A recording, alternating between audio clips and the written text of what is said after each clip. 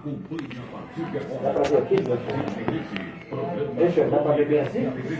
Um programa que coloca em pauta temas de interesse da comunidade. Crônicas de Alegrete, oferecimento. Construtora.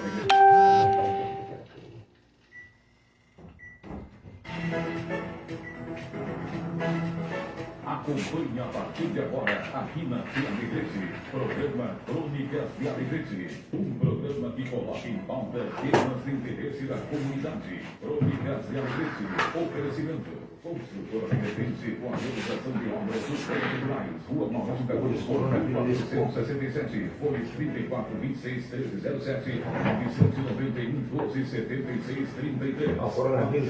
E o Grêmio? Cabana Ibirocai tem para venda todo sótão e ambos e carneiros corretáveis. O Grêmio. Aqui, ó. Veio sem camisa hoje, velho. Bom dia. Bom dia, bom dia, comunidade Alegrete. Bom dia, amigos e ouvintes da cidade e do campo. Bom dia, nosso amigo Hélio Alves, gremista raiz, como eu já disse, o homem mais romântico desse Alegrete. Agora nós vamos começar a fazer Renan Dançante à tarde, assistindo o programa dele. Estamos aqui, eu, Coronel Castro, hoje, neste sábado lindo, ensolarado. Tá muito calor, por isso que tu veio sem camisa? Tá quase esse calor todo? Hoje eu vim sem camisa, eu vim com o manto sagrado aqui. Nós do Juventude que vamos representar a Série A ano que vem do Brasileiro. Então, nós estamos muito bem vestidos, traje de gala. Mas, Coronel Castro, eu vou brevemente aqui, temos uma pergunta de um ouvinte, amigo seu Coronel lá de Fortaleza, vocês costumam chamar de Papel, né? Coronel Robson, mais conhecido como Papel. Grande amigo, hein? E flamenguista doente. Antes até de responder a pergunta dele, seguidinha nós estaremos aqui com o deputado Sanderson para falar sobre a maravilhosa notícia de chegada do tomógrafo em Alegrete. Em breve já vai estar a serviço da nossa comunidade. Mas eu queria abordar o que aconteceu recentemente em Cuba, onde prenderam um jovem de 15 anos por fazer manifestos e protestos contra o governo. Não esqueçam que Cuba é um dos países referências para os nossos amigos socialistas que dizem que lá é o exemplo de como se vive bem. Bem mal. Como Venezuela, Nicarágua agora que teve uma eleição, mas os opositores foram presos. Então é importante, aqui a gente discute, a esquerda defende radicalmente que deve se respeitar o jovem, o adolescente, e não se deve diminuir a maioridade penal, mas ao contraponto, um dos países que eles defendem ferrenhamente, existe uma criança com 15 anos que é um preso político em Cuba. Então as coisas são tão intencionais que acabam perdendo a razão de si, né? Aqui os jovens são defendidos. Ali do lado onde eles defendem, os jovens são presos. Na verdade, esse modelo que está se querendo ser implantado no Brasil, e de forma até então velada, mas agora nem tanto, diante do que a gente está conseguindo percebendo que vem ocorrendo na Argentina, onde aconteceu na Venezuela, onde aconteceu já há anos em Cuba, que é um dos países onde o presidente Lula mais visita, a ex-presidente Dilma também. Enfim, isso a gente precisa sim avaliar para nós vermos se é exatamente dessa forma que a gente quer que as coisas sejam conduzidas no Brasil. Ao encontro disso veio a pergunta do nosso coronel lá de Fortaleza, que em suma ele responde diante de todo esse cenário quando que no resultado de umas eleições nós vamos conseguir concretizar o que está escrito na bandeira Ordem e Progresso. Parece uma pergunta retórica, viu, Alexandre? Mas não é. Isso é a pergunta que todo brasileiro faz. É que na verdade, coronel, infelizmente a eleição que a gente faz para o Executivo deveria de ter algo convergente no Legislativo e no Judiciário. O que acontece? Nós, na nossa sincera ignorância, entendemos que no momento que Bolsonaro foi eleito, esse projeto de governo vitorioso nas urnas seria implantado durante esses 4 anos, pelo menos parcialmente. Ocorre que no Senado, na Câmara e principalmente no Senado, onde essas leis vão passar e vão ser aprovadas, não tinham essa mesma interpretação. Eles não estavam dispostos a respeitar o resultado das urnas. E sabiamente, o Zé Dirceu, lá no início, quando o Bolsonaro assumiu, disse que eles iriam tomar o poder, ele tinha razão. Ele tinha razão porque agora, aquilo, como eu disse anteriormente, que era velado, hoje o ministro Dias Toffoli já falou que a gente vive um regime semi-presidencialista. Alexandre, eu gostaria não que tu falasse isso na Constituição. Sobre isso, eu queria que tu dissesse até que a OACB está movendo uma ação contra ele por causa disso, né? Exatamente. E agora, hoje, eu estava vendo uma entrevista do Gilmar Mendes, que também estava lá em Portugal, e ele repetiu a mesma coisa, que nós vivemos um regime semi-presidencialista com um poder moderador que se chama o STF. Ou seja, isso não está na Constituição. Isso não existe lei que autorize essas prerrogativas que o STF vem fazendo. Então, coronel, por isso que é extremamente difícil a gente implantar a ordem e progresso quando existe esses pseudo-ministros aí que deveriam ser os guardiões da Constituição e dentro da Constituição deveriam respeitar as prerrogativas do Poder Executivo, principalmente, e não respeitam. Fica difícil da gente implantar. Então, às vezes, nem sempre a expectativa que a gente tem de eleger um presidente significa que nós vamos ter o resultado que a gente implantou nas urnas.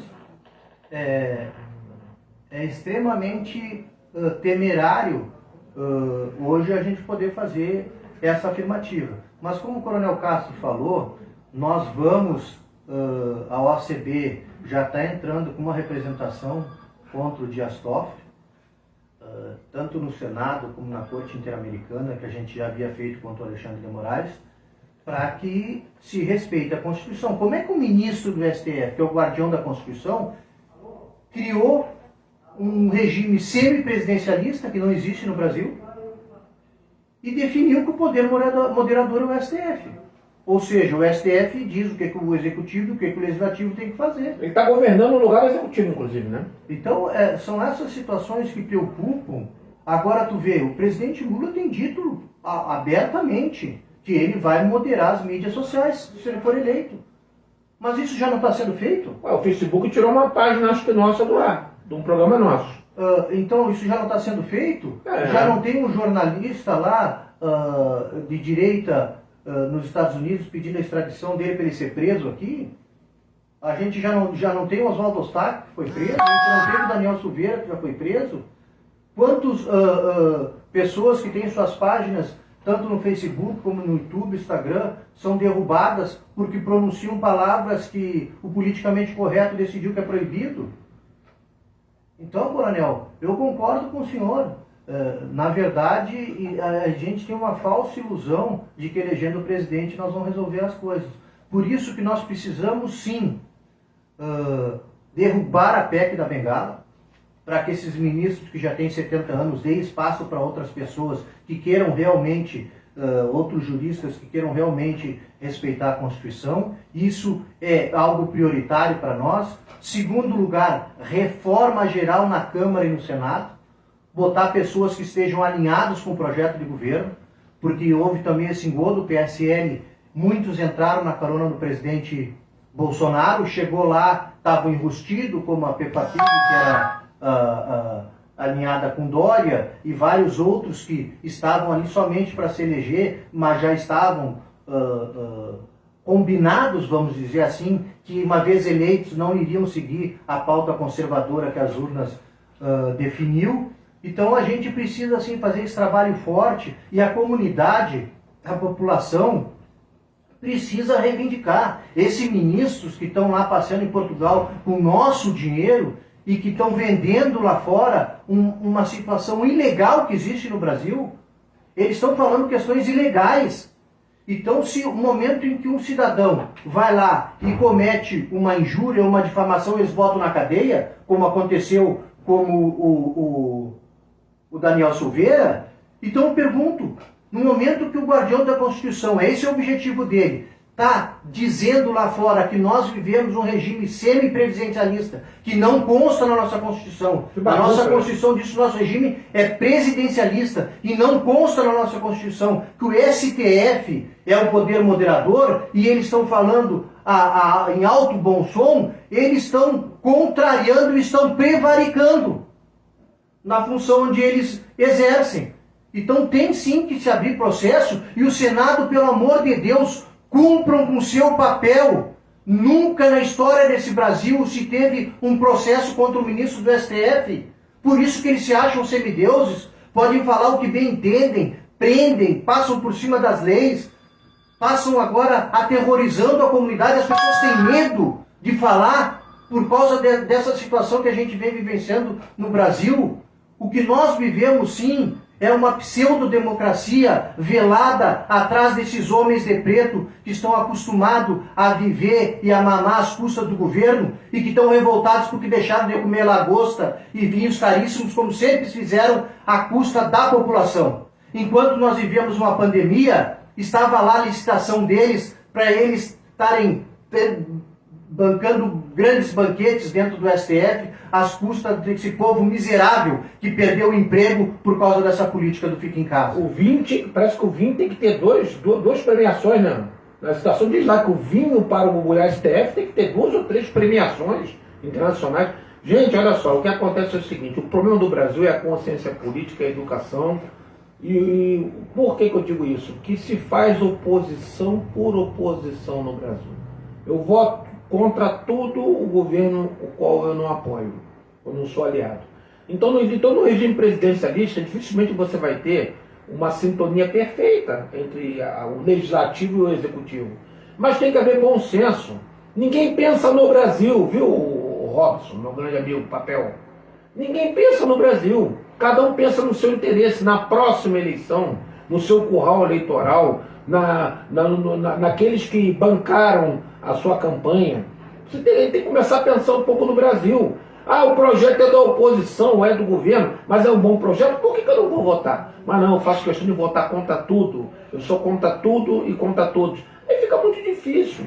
O regime presidencialista perde muita força na medida que há aquela coalizão, aquela coalizão promíscua que já conhecemos, que aqui no Brasil é conhecida como a velha política, o toma lá da cá, que o governo, às vezes, para ter governabilidade, ou seja, para ele poder aprovar alguma pauta, ele precisa negociar dinheiro, cargos, enfim, precisa dividir poder com o legislativo. E o judiciário deveria ser um poder que deveria interferir episodicamente. Ele não podia ter essa participação ativa como está tendo na vida do país. Mas o que é isso? A todo instante, querendo ocupar o lugar do executivo, simplesmente não deixam o presidente governar.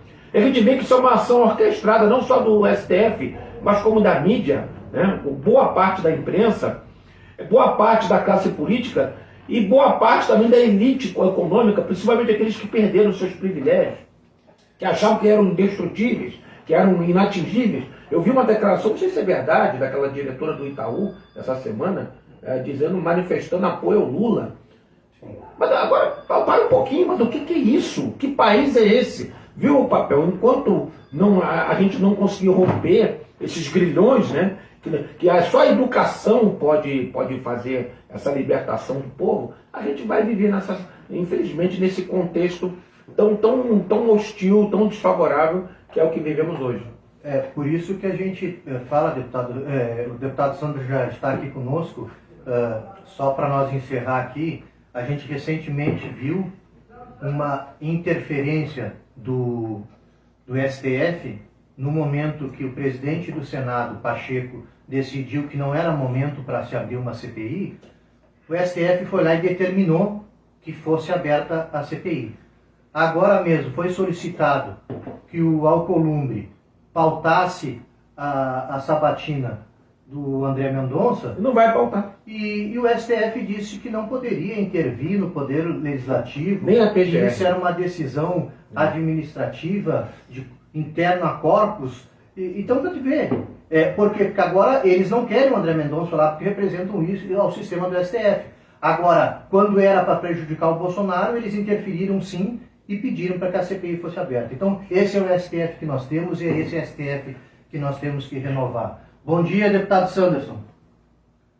Bom dia, meu grande amigo Alexandre Machado, meu grande amigo Coronel Castro. Mais uma vez, orgulho poder falar com a população do Alegrete através do programa Crônicas do Alegrete e da Rádio do Alegrete. E estou aqui em Brasília agora, mas sempre atento a tudo o que acontece no Alegrete. E essa semana ficamos muito contentes, na verdade, ontem, né, Alexandre, que tu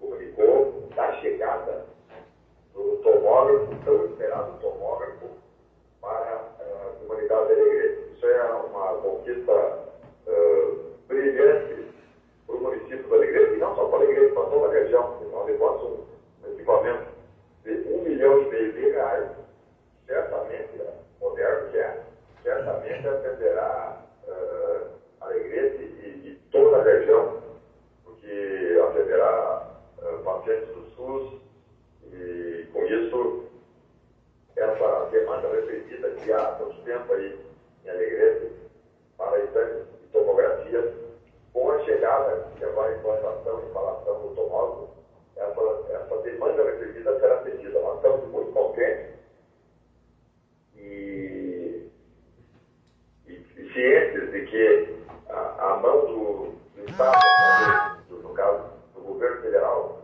já que essa emenda, esse recurso para a aquisição do tomógrafo para a Alegrete de R$1,5 milhão foi um recurso que nós tivemos dentro do Ministério da Saúde, e não é emenda parlamentar.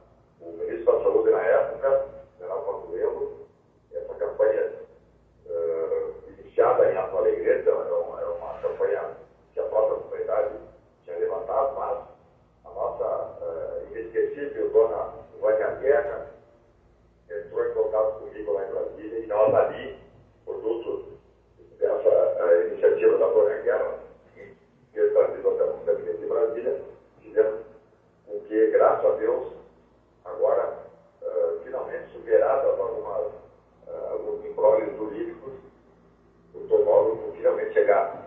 Então, parabéns, população do Alegrete, parabéns a tia Alexandre Machado, ao Coronel Castro, que foram incansáveis, da administração, claro, da administração da Santa Casa do Alegrete, mas que foram incansáveis na busca da efetivização desse importantíssimo equipamento que vai atender a população pobre e carente e a todos, já que ela atende o sistema único de saúde aí no Alegrete. Deputado, é importante, as pessoas estão tão acostumadas com a velha política.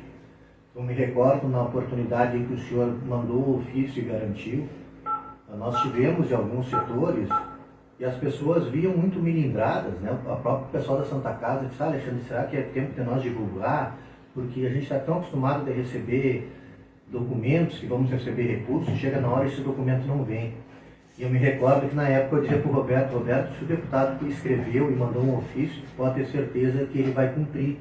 Nem que para isso ele tenha que tirar do bolso dele, mas uma vez que ele deu a palavra, ele vai se virar e vai conseguir se tomar o da casa, pode ter certeza. Então isso só nos orgulha ainda mais, deputado, porque a comunidade estava mobilizada, juntando troquinho daqui e dali para tentar implementar esse recurso, e a sua credibilidade junto ao governo federal, a sua seriedade junto ao governo federal para encaminhar essa demanda e ter essa confiança do governo de que isso não era um projeto meramente eleitoreiro, esse tomógrafo está aportando aqui para Alegrete e região, porque esses serviços são regionalizados e a gente vai poder atender a comunidade vizinha de Uruguaiana, Quaraí, Manoel todo esse entorno aqui que precisa desses exames de imagem e que a gente sabe, eu já precisei várias vezes, e às vezes quando a gente vai consultar fora, eles não aceitavam o nosso exame aqui. A gente fazia o exame aqui, gastava, e chegava lá, a imagem era tão ruim que os médicos pediam para fazer novamente.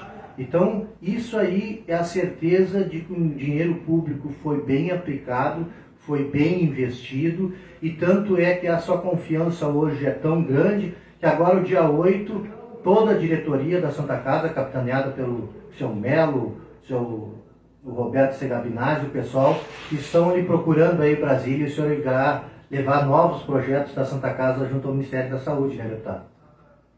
É um prazer recebê-los aqui, os amigos do Segabinazzi, toda a diretoria, que são sempre muito responsáveis na condução da administração da provedoria da Santa Casa. Então, eu fico, Alexandre, muito contente em ter podido ajudar.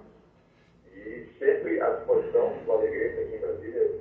Tivemos aí, na semana retrasada, e aí reunimos aí, o Alexandre versou uma série de agendas, todas elas com muito intuito. Ouvir a comunidade do Alegrete, receber demandas, receber as necessidades específicas de diversos segmentos, sejam eles segmentos relacionados ao agronegócio, como nós tivemos reunidos com representantes do agronegócio do Alegrete, já que é base da economia do município. Tivemos reunidos com o Exército, as unidades do Exército no Alegrete, já que também o Exército em Alegrete é função importantíssima para o município, de muita tradição, inclusive. Nós, Coronel Castro e Alexandre, almoçando lá no Delório, conversamos com o comandante Delório, dizendo que a Alegrete surgiu a partir de um acampamento militar. Então, veja a tradição da família militar para o Alegrete, como também a tradição do agronegócio para o Alegrete. Por isso, reunimos com o representante do agronegócio, do Exército Brasileiro, reunimos com o representante da Polícia Civil do Alegrete, e estamos lá trabalhando para que todos esses segmentos sejam atendidos nas suas necessidades, nas suas demandas. E aqui em Brasília, como eu disse, Alexandre, estamos absolutamente de portas abertas para todos os municípios, mas Alegrete, claro, tem uma atenção especial por ter aí no Alegrete alguém que me assessora de forma muito significada, que é o Alexandre Machado, auxiliado voluntariamente pelo Coronel Castro. A amizade e a confiança criada a partir da nossa relação 4 anos da guerra, foi quem me levou para a igreja. Eu não tinha nenhuma relação com a igreja. Ela foi, eu estava em Porto Alegre, trabalhando na Polícia Federal, ela foi falando, ó, eu sei que o senhor é candidato a deputado federal e nós o escolhemos para ser o nosso deputado federal. O senhor aceita de lá para mim, é um orgulho. Não é nem, eu não tenho nem margem para dizer sim ou não, eu sou convocado, sou uma pessoa honrada como a senhora e eu lá estarei. E assim aconteceu. Então, estamos podendo ajudar. E tivemos também aí outras reuniões importantíssimas, né, Alexandre? Reunido com a administração do IFE, do Instituto Federal, com da Unipampa, tivemos com o pessoal do EFIPAM, do seu Fagundes, seu Toninho Fagundes, tivemos com o seu Antônio e o RAM, trouxeram algumas reivindicações dos movimentos caminhoneiros. O pessoal da PAI. Tivemos na PAI. Tivemos na PAI, e ali na PAI, uma sede espetacular. A administração da PAI do Alegrete é um orgulho para todo o estado. Eu conheço várias unidades da PAI, de uma unidade organizada, muito bem cuidada, como a do Alegrete. São poucas da PAI que são tão organizadas como a do Alegrete. Por isso, mandamos recursos, estamos mandando mais recursos. Conseguimos a aquisição de um micro-ônibus, é uma van, né? Uma van adaptada. Adaptada. Tivemos também visitando o seu Onélio Guilherme, que é uma pessoa que eu admiro demais, tem grande consideração por toda a família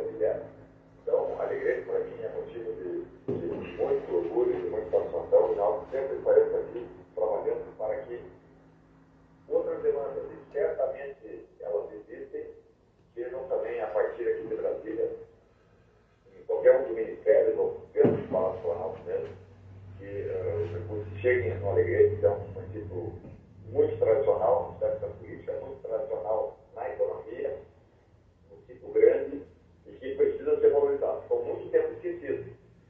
E agora tem esse compromisso de fazer com que o nosso tradicional Alegrete tenha um olhar mais detalhado, mais iluminado aqui de Brasília, para que o município possa ser Nós recebemos também, deputado, o pessoal do asilo Ari Vargas Paim, que o senhor destinou 150 mil lá para melhorias. Eles vieram lhe agradecer e o seu olhar diferente, né, também para os idosos. Então a agenda realmente foi bastante intensa e agora o pessoal está contando que o senhor venha para a grande inauguração desse tomógrafo. O senhor conseguiu ver, presenciar lá, né, a obra, onde vai ser as instalações, enfim. Há essa expectativa que até final da primeira quinzena de dezembro esse tomógrafo possa ser entregue já à comunidade para começar seus trabalhos e cumprir com o seu fim, né, de ter aportado aqui em Alegrete. Mas, deputado, a gente está com 3 minutos e o Coronel Castro tem uma pergunta para lhe fazer. Não, bom dia, deputado. Bom dia. Bom dia, amigo Castro. Tranquilo. O que acontece? Eu só queria fazer uma colocação. Quem almoçou conosco lá, o Coronel Belog, o Coronel Wilson, sempre nos acompanha, está sempre nos ouvindo, né? Opa, o Coronel Wilson. E o comandante do Belog e o Coronel Frois, comandante do 6º ARCB, esteve conosco. Coronel Frois e o comandante Coronel Wilson eles vieram lá do campo de instrução só para nos receber. Isso, estavam em manobra. Agora, eu tenho vários amigos que ouvem o nosso programa aqui, coronéis da reserva, e o que acontece? O Coronel Robson, lá de Fortaleza, é um grande amigo nosso, ele é bolsonariano, e eu fui falar, e ele sempre escuta o programa, e eu falando a respeito do senhor, ele falou, não, eu conheço o trabalho do deputado Sanders, quer dizer, o senhor está bem conhecido, né? Porque lá em Fortaleza ele falou, não, eu conheço bem o trabalho dele, e para nós é um motivo de muita satisfação. E agora é o seguinte, eu queria fazer uma perguntinha para o senhor rapidinho. Como é que está essa situação aí do PL? Do partido? Isso, o presidente, PL, o senhor, como é que está essa confusão toda? Eu devo acompanhar o presidente da República para o partido que ele for, né? Já que a lei exige filiação partidária. Então, nós vamos pegar um partido para concorrer ano que vem. Não será o PSL, que o PSL fundiu bem, nós estamos fora. Isso é a opção nossa, o presidente Bolsonaro, que já saiu do PSL, inclusive, nós estamos saindo.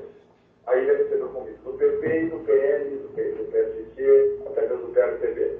Mas tudo indica, isso não foi definido ainda, não tem nada definido, mas tudo indica que até o final do mês agora, de novembro, quem sabe semana que vem até, ele anuncia o partido pelo qual ele vai concorrer. E o namoro com o PL vai dar casamento? Tudo indica que sim. Tudo indica que o presidente dele vai ir com o PL. Mas é uma decisão dele, ele vai fazer algumas análises ainda e um estudo de caso em algumas situações específicas sobre alguns estados. Uma das situações era o caso lá de São Paulo. Mas parece que São Paulo já resolveram a questão e o PL teria desistido de apoiar o candidato do PSDB. E aí isso liberaria o PL no estado de São Paulo, no estado do esporte, para também entrar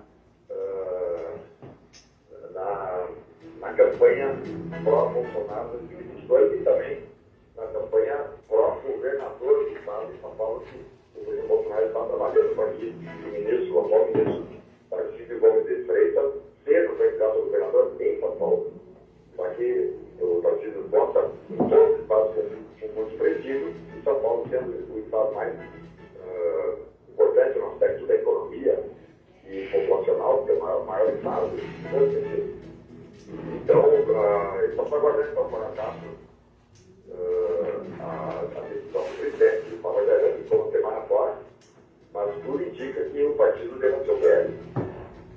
Mas está bem então, deputado, estamos terminando mais um Crônicas de Alegrete, agradecemos mais uma vez a sua participação aqui conosco e desejamos a toda a comunidade de Alegrete, de região, um bom sábado e um abençoado domingo.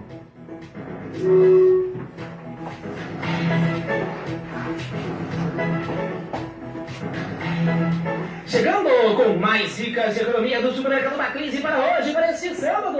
Chegou o sabadão imperdível, imbatível e arrasador do Supermercado Mackenzie. Cada corredor que você passa em promoção, aproveite. Compre pelo nosso site, mackenzie.com.br. Clique na aba Compras Online, realize o passo a passo. Entregamos